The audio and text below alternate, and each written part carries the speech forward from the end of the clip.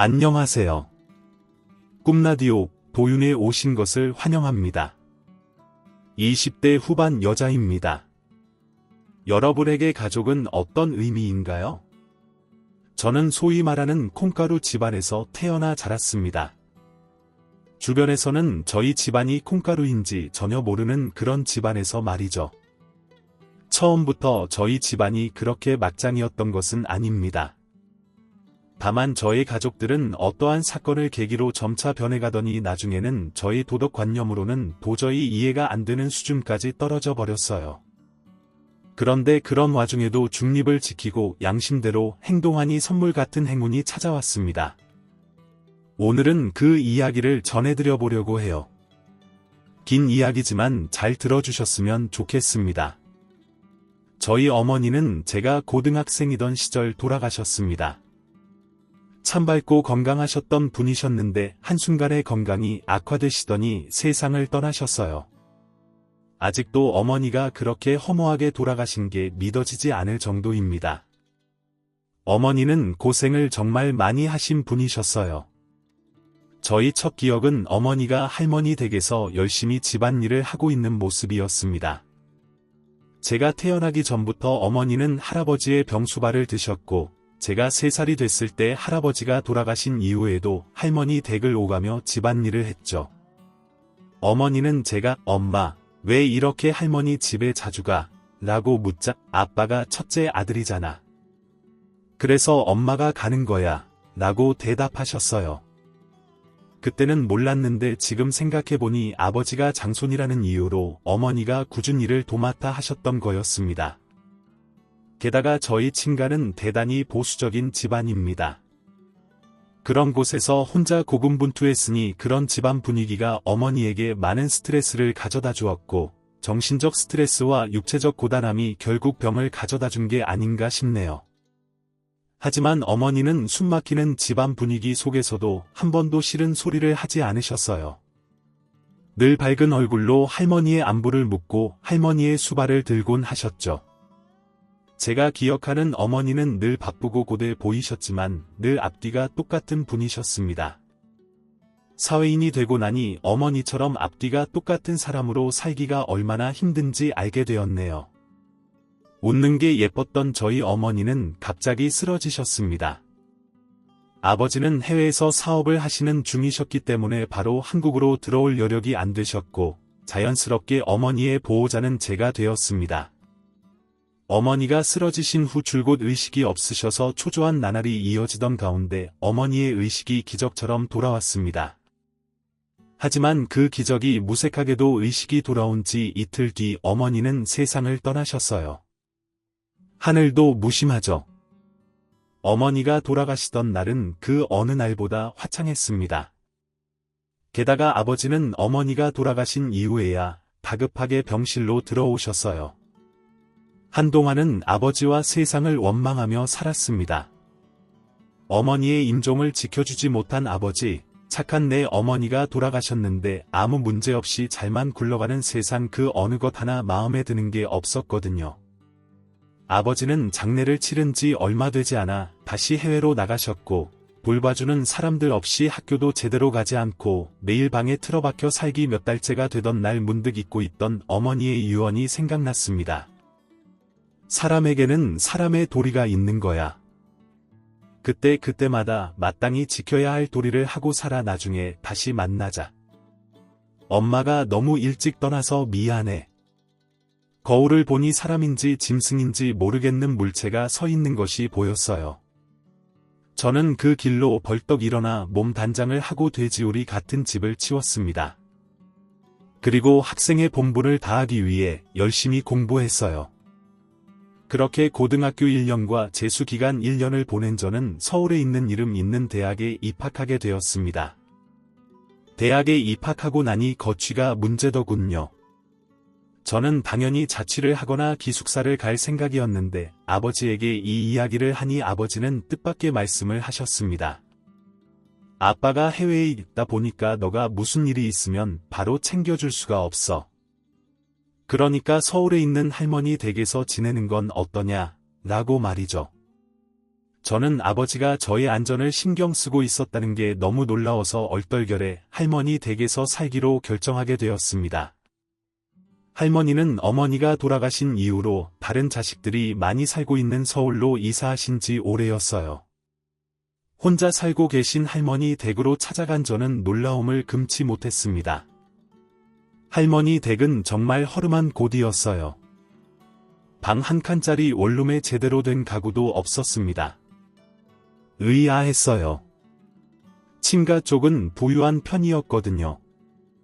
오랜만에 만난 저를 반갑게 맞아주신 할머니는 방 한편에 제 자리를 마련해 두고 있으셨습니다. 그러면서 말씀하셨어요.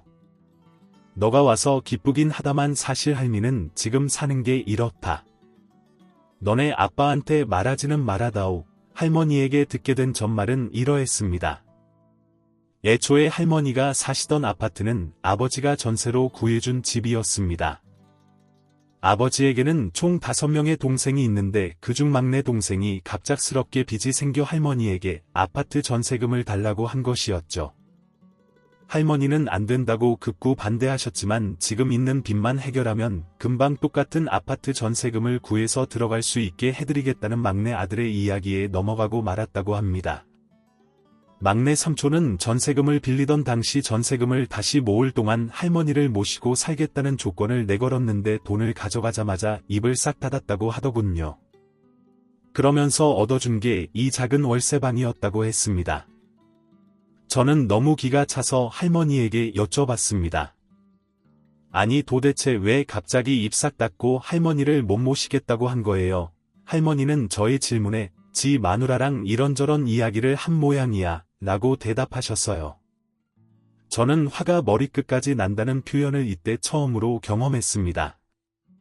아니 할머니, 우리 엄마는 아빠도 없는 한국 땅에서 할머니를 그렇게 극진히 모셨어요.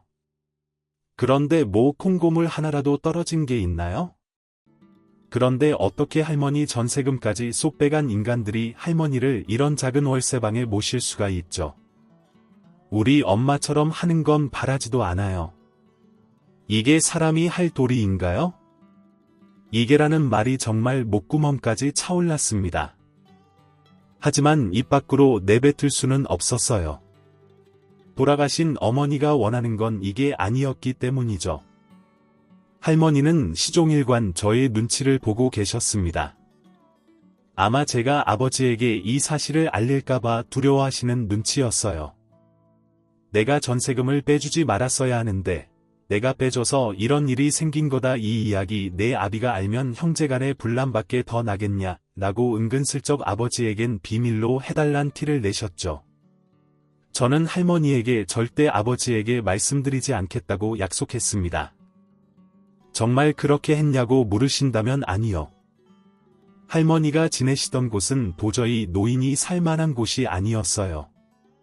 엘리베이터도 없는 4층 옥탑방은 관절이 약한 할머니에게 무리가 됐고 집 곳곳에 쓸어있는 곰팡이는 기관지 건강에도 유해해 보였습니다.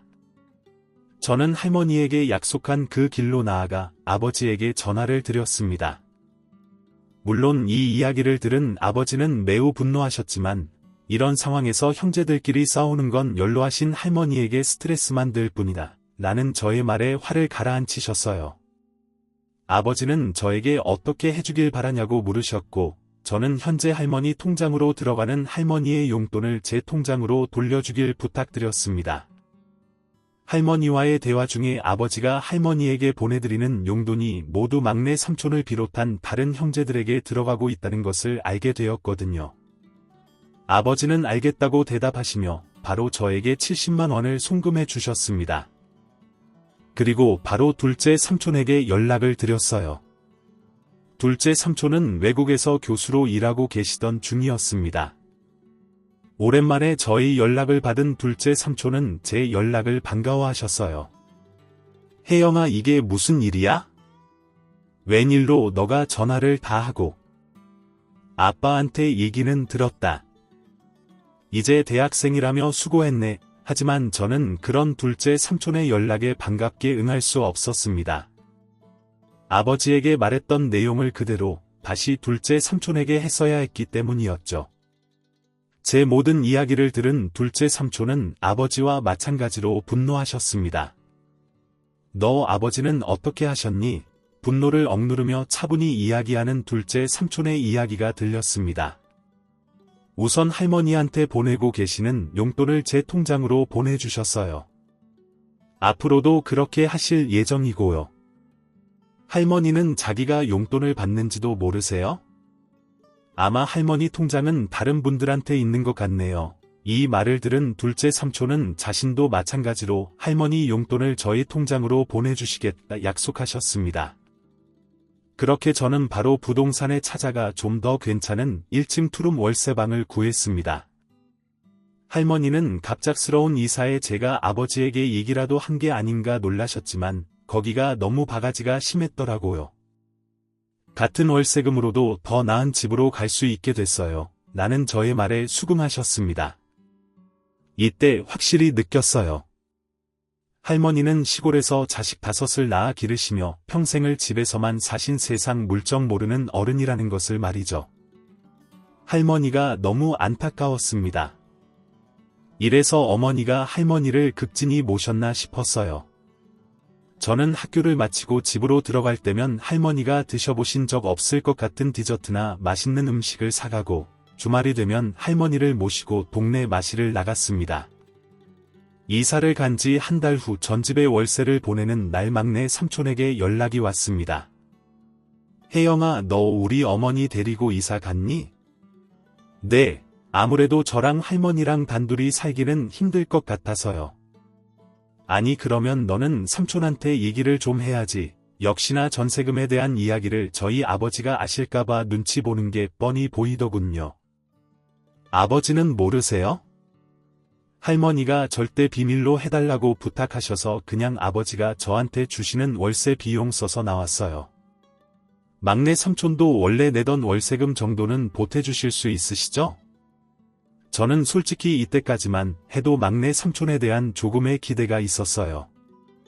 그런데 막내 삼촌은 그 기대를 완전히 깨부수더군요. 아니 뭐 굳이 그럴 필요가 있냐? 너도 너네 아빠한테 받는 돈이 넉넉하니까 그렇게 했겠지. 정 필요하면 삼촌이 용돈 정도는 보내줄게. 수고해라. 말 같지도 않은 말을 쏟아내듯이 전화를 끊은 막내 삼촌이 저에게 보내준 돈은 고작 5만 원이었습니다.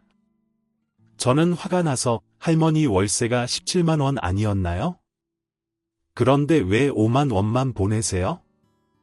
양심이 있으면 할머니 전세금 빼간 거 돌려놓을 때까지는 책임지셔야 하는 게 아닌가요? 라는 내용의 문자를 남겼습니다. 그런데 놀랍게도 그 문자에 반응한 사람은 둘째 고모였어요. 둘째 고모는 평생 전화 한 통 안 하다가 저에게 전화해서 야, 너 무슨 못 배운 태도야?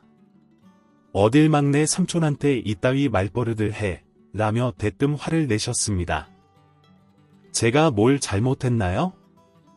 전부 맞는 말이고 제가 아버지한테 전세금 관련된 이야기를 안 하는 것만으로도 다행스럽게 생각하셔야죠. 사실 어른한테 이렇게 말하면 안 된다는 걸 잘 알고 있습니다. 하지만 누가 봐도 막내 삼촌과 공조해서 할머니 전세금을 빼간 둘째 고모에게 좋은 말이 나가지 않았어요. 또 이렇게 할머니 대신 싸워줄 사람이 없으면 누가 할머니를 제대로 보살필까라는 생각에 더 강하게 나간 것도 있습니다. 지금까지 한국에 있는 아버지의 형제들이 얼마나 할머니를 만만하게 보고 이용해 먹을 생각만 했을지 눈에 훤히 보였거든요.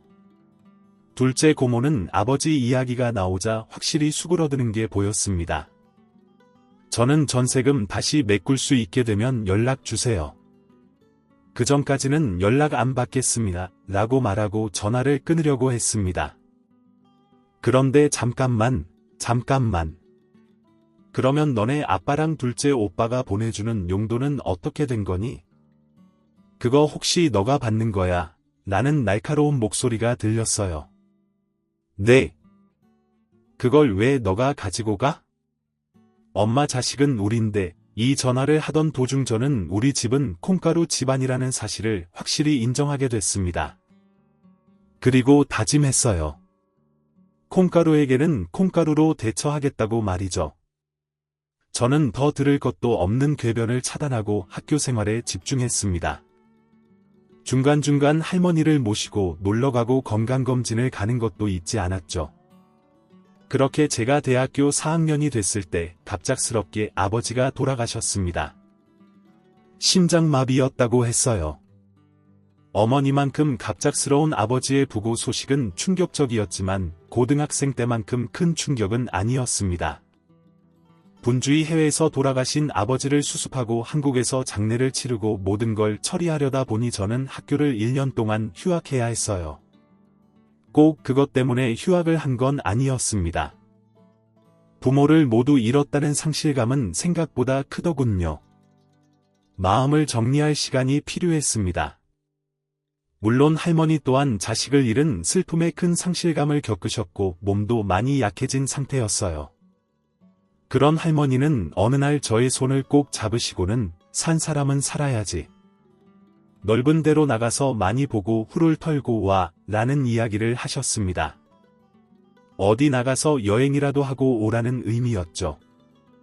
한 달 정도의 고민과 늙은이 때문에 젊은이의 인생이 막히면 눈을 편히 못 감는다 라는 할머니의 설득 끝에 저는 간병인을 모셔두고 해외로 반년 정도 떠나기로 했습니다.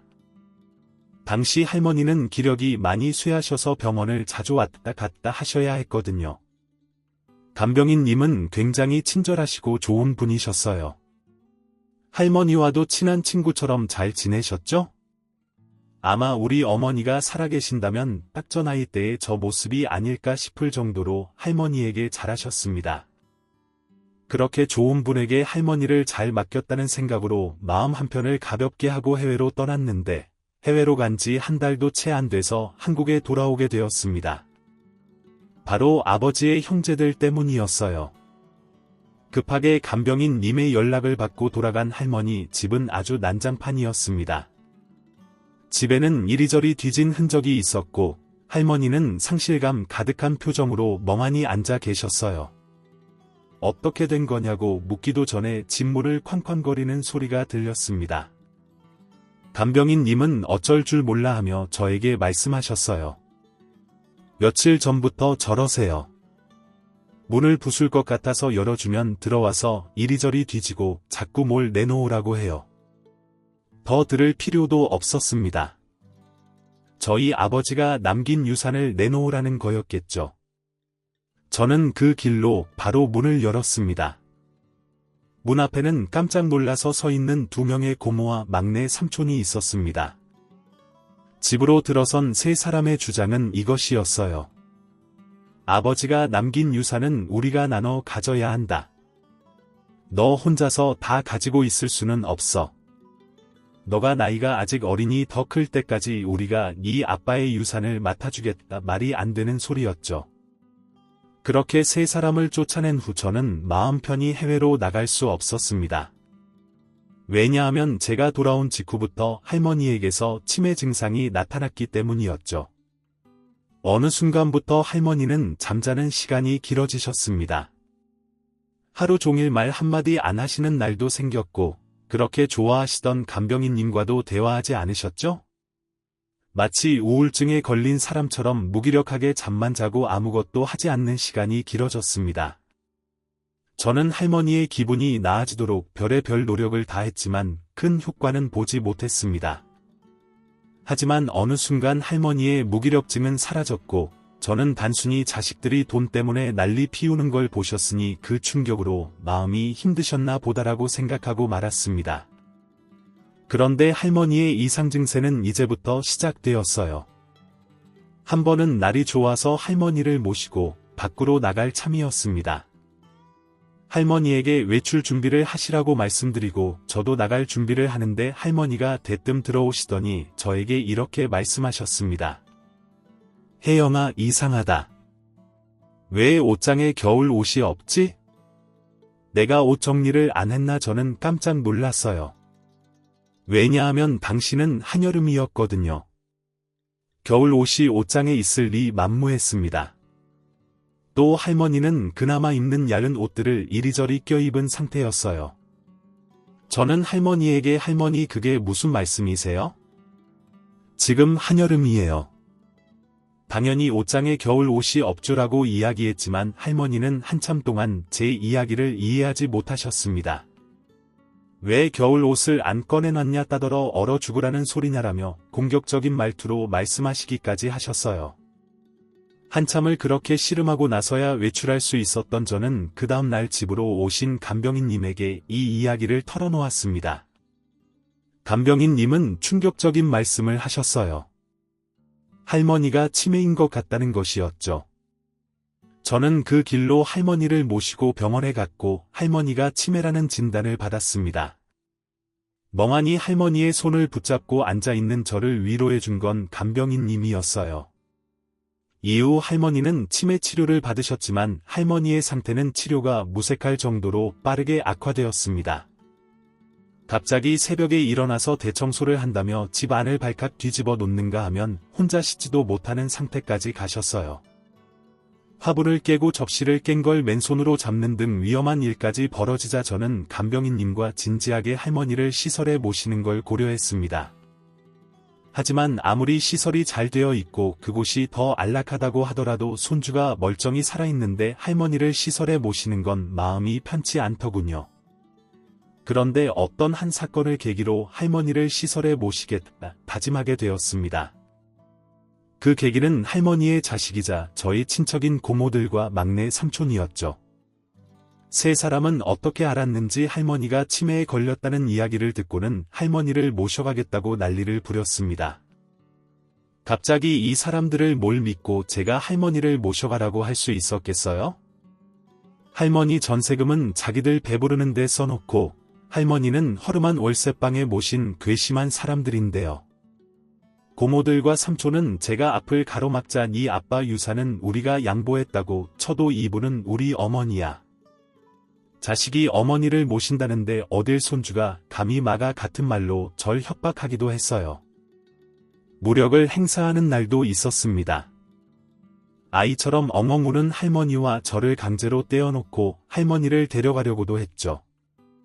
그때 저를 도와주신 분은 또 간병인님이셨습니다. 간병인님은 할머니를 억지로 끌고 가는 막내 삼촌의 손을 강하게 뿌리치고는 이게 무슨 짓이에요? 치매 노인을 보호자한테서 이렇게 억지로 떼놓는 건 절대 불가능한 일이에요. 자꾸 이러시면 경찰에 신고하고 조치를 취하겠습니다. 매번 집 앞에서 소란 피우시고 문 고장 내셨던 거 그거 다 증거로 가지고 있어요라며 소리치셨습니다. 고모들과 삼촌은 가족 일에 끼어들지 말라며 으름장을 놓았지만 간병인님은 눈 하나 깜짝하지 않고 세 분 다 사회적 평판이라는 거 중요하게 생각하시죠?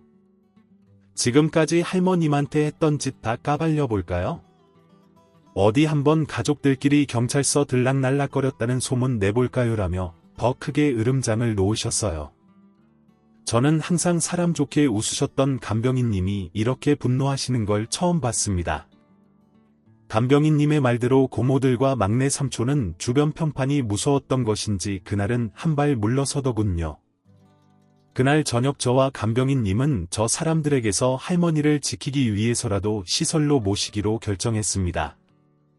어쨌든 병원에 모시면 지금처럼 폐악을 부리지는 못할 테니까요. 무엇보다 병원에는 보는 눈도 많고 말이죠. 그리고 해외에 계신 둘째 삼촌 작은 아버지에게 오랜만에 연락을 드렸습니다. 아버지 장례를 치르고 세 번째 전화였던 것 같아요. 작은 아버지는 이 이야기를 듣고 당장 한국으로 돌아오겠다고 하셨습니다. 하지만 아직 대학 학기가 끝나지 않은 시점인 것을 잘 알기 때문에 듣고 말렸어요. 다만 할머니를 시설에 모시는 게 아직도 마음에 걸린다고 말씀드리자 작은아버지는 이번 학기만 끝나면 내가 어머니를 모시고 가마 그때까지만 시설에서 잘 모셔다. 오 너가 참 고생이 많다라고 이야기하셨습니다. 저는 전화를 마치자마자 간병인님과 할머니의 짐을 쌌고 혹시 몰라 미리 알아보았던 요양원으로 할머니를 모셨습니다. 역시나 집으로 찾아온 고모들과 삼촌은 난리가 났어요. 경찰에 신고하겠다부터 뜻대로 되지 않자 욕설까지 정말 인간의 밑바닥을 보는 기분이었습니다. 물론 그럴 때마다 작은아버지 이야기를 하면 수그러들었기 때문에 쉽게 쫓아낼 수 있었어요. 그런데 그렇게 일주일 정도를 쫓아내자 세 사람의 방문이 뜸해졌습니다. 처음엔 드디어 마음을 접었다고 생각하고 할머니의 요양원에 가서 할머니와 시간을 보내곤 했습니다. 간병인님과도 역시나 잘 지내고 계셨어요. 할머니는 간병인님을 순이야라고 부르며 무척 아끼셨습니다. 순이야가 무슨 말이었는지 잘 모르지만 모르는 사이에 두 분에게 애칭이 생겼나 보다 하고 간단하게 넘겼습니다. 그렇게 평화로운 나날이 지속되고 있을 때 문득 불안한 마음이 들었습니다. 집안 문턱이 닳도록 집에 오고 가던 고모들과 삼촌이 조용했기 때문이었어요. 무슨 꿍꿍이가 있는 게 분명하다는 생각에 뒷조사를 해보니 할머니 앞으로 되어 있는 재산이 전부 공중분해된 상황을 보게 되었습니다. 저는 할머니에게 재산이 있는 줄도 몰랐었기 때문에 이 상황을 어떻게 해야 하나 고민만 하고 있었어요. 별의 별일을 다 겪은 저였지만 그때 당시 저희 나이는 고작 24살이었습니다. 결국 저는 작은아버지에게 전화를 드렸고 할머니의 재산이 공중분해된 상황을 모두 알려드렸죠. 그런데 작은아버지는 생각보다 담담하셨어요. 모든 걸 예상했다는 듯이 말씀하셨죠. 그러고는 이 이상부터는 내가 알아서 할 테니까 너무 걱정하지 마라. 너가 생각하는 일은 안 일어날 거야. 그저 내가 갈 때까지 어머니 잘 부탁드린다라는 말씀만 남기셨어요. 작은 아버지의 말 뜻이 궁금했지만 그때 당시 저는 더 이상의 생각과 고민이 힘들었기 때문에 그저 아무 생각 없이 할머니와 시간을 보내는데 열중했습니다. 왜냐하면 제 눈앞에 있는 할머니는 곧 꺼질 듯한 촛불과도 같이 보였거든요. 시간은 흐르고 흘렀고 애석하게도 할머니의 상태는 나아지지 않았습니다. 이제 할머니는 스스로 대소변도 가릴 수 없는 상황이 되셨어요. 할머니는 그저 누워 간병인님을 보며 순이야만 거듭 말씀하실 뿐이었습니다. 또 뭔가가 불편하시면 악소리를 지르시며 발버둥을 치시기도 하셨어요. 물건을 집어던지는 경우도 허다했죠. 점점 상황이 심각해지고 할머니가 던진 물건에 간병인님이 맞아서 다치기까지 하자 저는 진지하게 간병인님에게 일을 그만두셔도 괜찮다고 말씀드렸습니다. 하지만 간병인님은 또다시 사람 좋은 미소로 괜찮아요. 이게 제 일인걸요. 할머니가 돌아가실 때까지만 제가 잘 모실게요. 걱정 마세요라고 오히려 저를 위로하셨습니다. 주변을 둘러보면 간병인과의 문제로 속 썩는 분이 굉장히 많던데 저는 단 한 번도 그런 적이 없었습니다. 오히려 제가 송구할 정도로 간병인님은 할머니에게 잘하셨어요. 그렇다고 월급이 다른 분들에 비해 많았던 것도 아니었는데 말이죠. 그래서 어느 날은 간병인님에게 물었습니다. 그 할머니가 자꾸 순이야라고 하시던데 대체 무슨 의미인가요? 할머니가 간병인인 별명이라고 만들어 주신 건가요? 그러자 간병인님은 글쎄요. 자식들 중에 순이라는 사람이 있는 게 아닐까요라고 말씀하셨죠. 그런데 아무리 생각해도 아버지의 형제 중에는 순이라는 사람이 없었습니다. 저희 고모 중에는 순이라는 사람이 없는데요. 그러자 간병인은 어릴 때는 별명으로 부르기도 하니까요. 순이 부르기 쉽고 입에 잘 달라붙고 아마 고모님 중 한 분 어릴 적 별명이 아닐까요라고 대답해 주셨습니다. 그럴듯한 이야기에 그런가 보다라고 생각한 저는 간병인님이 할머니에게 너무 잘하셔서 할머니가 자식을 보듯이 마음 문을 여신 것 같다는 나름의 결론을 내리게 되었어요. 그렇게 하루하루가 지나고 첫눈이 올락말락할 즈음 작은아버지가 오셨습니다. 작은아버지는 공항에 마중 나온 저를 보자마자 눈물을 흘리시며 절 꼭 껴안으셨어요. 고생했다. 고생했어. 네가 이렇게 작고 어린데 무슨 고생이니? 저는 작은아버지를 모시고 할머니에게 찾아갔습니다. 어머니 할머니를 부르는 작은아버지의 목소리는 떨리고 있었어요. 아마 오랫동안 어머니를 찾아오지 못한 아들로서의 죄책감 때문이었을 겁니다. 고개를 돌려 작은아버지의 얼굴을 확인한 할머니는 환하게 웃으며 우리 서방 왔네라고 한마디를 남기셨어요. 그리고 그 말을 끝으로 할머니는 잠에 드셨습니다. 너무나 야윈 할머니의 손과 얼굴을 한참이나 쓰다듬던 작은 아버지는 저를 데리고 나가 할머니의 재산에 대한 이야기를 하셨습니다. 요즘도 그 녀석들 너한테 찾아와서 재산 이야기하니 아니요. 그때 연락드린 이후로 연락이 없네요. 무슨 꿍꿍이가 있는 건지 불안하긴 했는데 괜찮다는 작은아버지 말만 믿고 기다리고 있었어요. 잘했다. 이것 좀 보렴. 이 말을 끝으로 작은아버지가 저에게 건넨 종이뭉치 안에는 할머니의 모든 재산을 수치화해서 정리해 놓은 내용과 할머니의 유언장, 그리고 사후 재산 분배는 큰 아들에게 일임한다는 공증 서류가 있었습니다. 또 그 뒤에는 사후 재산 분배를 동생 이상원에게 일임한다는 제가 본 적도 없는 아버지의 유언장에 있었어요. 이게 뭔가요? 형, 그러니까 너희 아버지가 죽기 한 달 전쯤 나한테 연락을 했다. 어머니가 유언장을 쓰셨는데 그 안에는 어머니의 모든 재산 내역이 적혀 있고 유산의 분배를 형에게 맡긴다는 내용이 있다고. 왜 나한테 이 이야기를 하냐고 했지. 그랬더니 요즘 감이 별로 안 좋아. 그래서 내가 잘못되면 너가 재산 분배를 맡아서 해라는 말을 하더구나. 내 형이지만 예나 지금이나 감이 정말 좋은 양반이지. 어쨌든 공증 서류를 보면 알겠지만 현재 어머니의 유산 분배는 내 책임으로 되어 있어. 그리고 공중 분해됐다는 어머니의 유산은 이렇게 잘 정리가 되어 있지. 어머니가 세상 물정 모르셨어도 돈 관리는 정말 철저했던 분이거든. 아니, 어떻게 할머니는 이런 상황이 될 줄 알고 형에게 어머니가 유언을 남기셨을 때를 돌아보니 너가 어머니를 모시고 산 지 1년이 됐을 때더라. 그 사이에 무슨 일이 있었니? 그냥 별거 없었어요. 때 되면 꼭 구경시켜드리고 맛있는 거 먹여드리고 또 그래 됐다. 평생을 돌봤던 자식은 전세금까지 빼가고 모른 척하는데 그동안 제대로 챙겨주지도 못했던 손주가 이렇게 자라니 마음이 동하셨겠지. 그럼 지금 공중분해된 할머니 재산은 그 녀석들이 뭘 어떻게 하든 손 쓸 수 있는 건 없을 거야. 팔려고 해도 못 팔 거고 처분 자체가 안 된다. 그동안 너한테 어머니 맡기고 내가 한 게 그거야. 그러니 걱정 말렴. 이 말을 끝으로 여독을 풀기 위해 돌아가신 작은 아버지의 빈자리를 보며 저는 한참을 서 있었습니다. 다행스러움, 안도감, 그런 감정은 아니었던 것 같아요. 그냥 저 종이에 쓰인 것들 때문에 피를 섞은 형제들이 치열하게 싸우는 모습이 제 마음을 헛헛하게 만들었던 것 같습니다. 작은 아버지는 호텔에서 하루를 묵으신 후 그 다음 날부터 저와 할머니가 살던 아파트로 들어오셨습니다.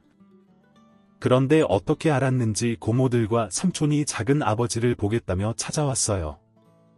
매번 작은 아버지 이야기만 나오면 꼬리를 말고 도망가길래 별 걱정 안 했는데 이번엔 작정한 듯이 눈을 부라리며 작은 아버지에게 대들더군요.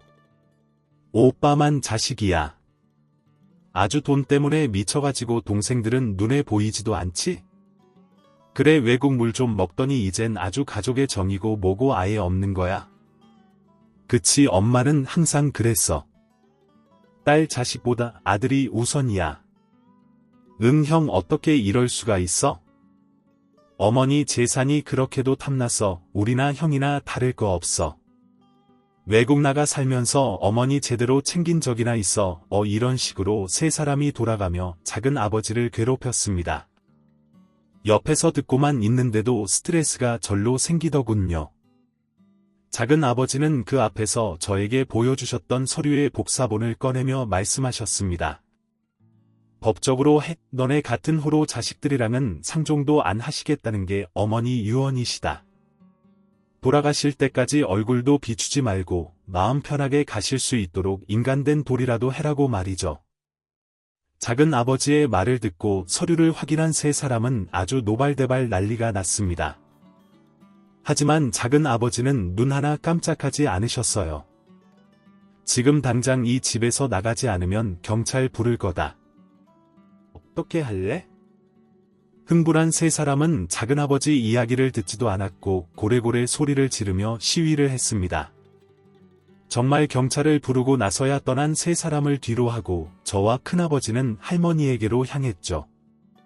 할머니에게 도착했을 때 간병인님은 잠깐 어디를 가셨는지 할머니는 혼자 계셨어요. 할머니는 저와 작은 아버지를 보고는 환하게 웃으며 물으셨습니다.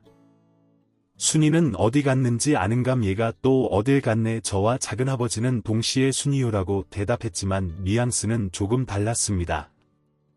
저는 순이가 간병인님을 칭하는 것이기 때문에 가볍게 순이요라고 한 것이었지만 작은 아버지는 왜 그런 걸 물으시냐는 듯이 의아한 목소리였죠. 제가 순이는 간병인님의 별명이에요라고 설명해 드리기도 전에 작은 아버지는 어머니 순이라뇨, 순이는 잃어버린 지 한참 됐잖아요라고 이야기하시고는 참 이해를 못하시겠지라고 착잡한 표정을 지으셨습니다. 제가 무슨 상황인가 이해를 하기도 전에 나가셨던 간병인님이 돌아오셨어요. 할머니라는 간병인님의 목소리가 들리자 할머니는 다시 활짝 웃으시며 순이 왔다라고 말씀하셨죠. 그러자 작은 아버지는 고개를 번쩍 드시더니 간병인님 쪽을 바라보셨습니다. 간병인님도 움찔하시더니 작은 아버지를 보는 게 보였어요. 제가 인사를 시켜드리려는 찰나 순이라는 작은 아버지의 목소리가 들렸습니다. 그러자 간병인님은 사람 잘못 보셨습니다라고 이야기했죠. 상식적으로 이해가 안 되는 상황의 반복이었습니다. 처음 보는 사람이 다른 이름으로 자신을 부르면 네라고 대답하는 게 일반적이지 사람 잘못 보셨습니다라고 이야기하진 않으니까요.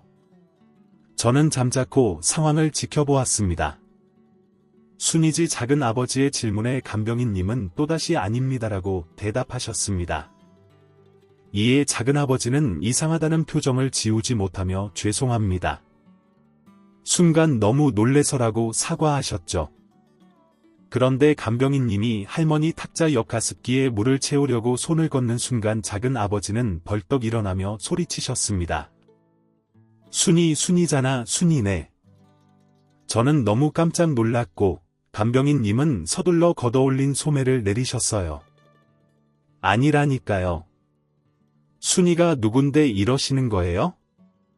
그 손목에 별 모양 흉터 순이잖아. 그런 흉터가 어디 흔합니까?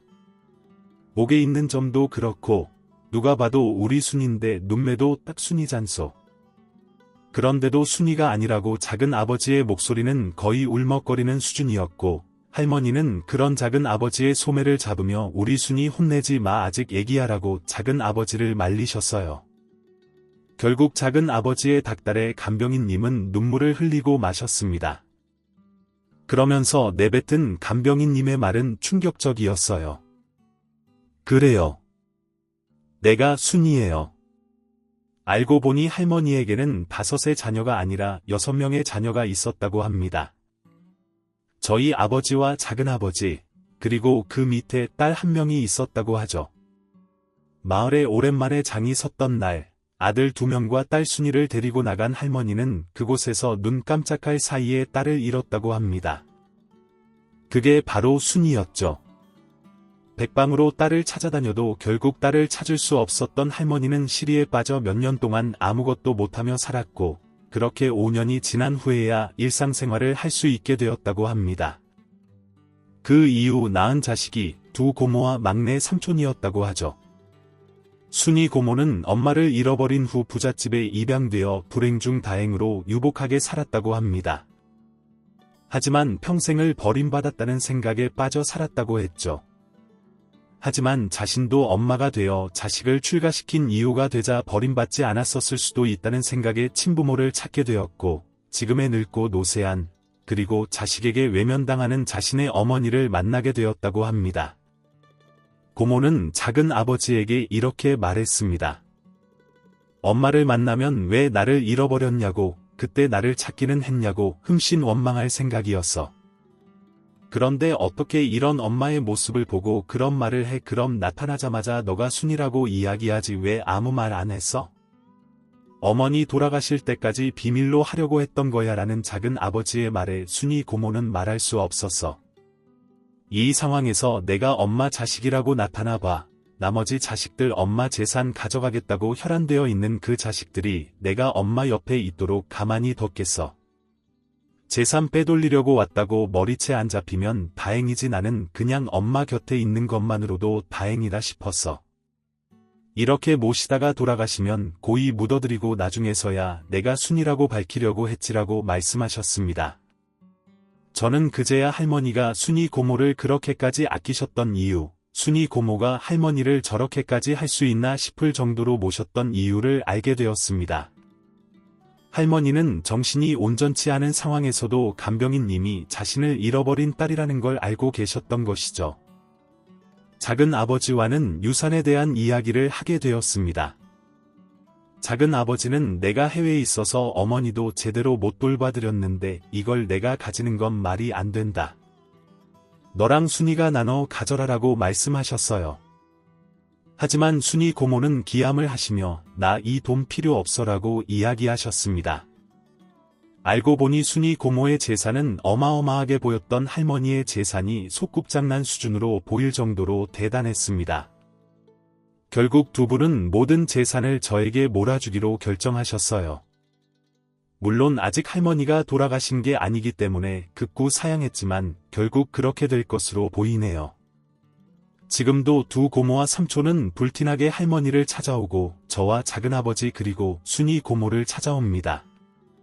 특히 순이 고모를 가족으로 인정하지 않겠다는 말도 안 되는 이야기를 하지만 할머니와의 유전자 검사도 끝난 마당에 무슨 말을 할 수가 있겠어요? 저는 한국에 있는 순이 고모를 믿고 현재 외국에서 대학원 공부 중입니다. 아마 이곳에서 공부를 끝마치고 취업까지 할 것 같네요. 오늘도 간절하게 바라봅니다. 할머니가 행복하게 생을 마감하실 수 있도록 말이죠. 또 하나 더 바라봅니다. 제가 사람된 도리를 지키며 살 수 있기를요.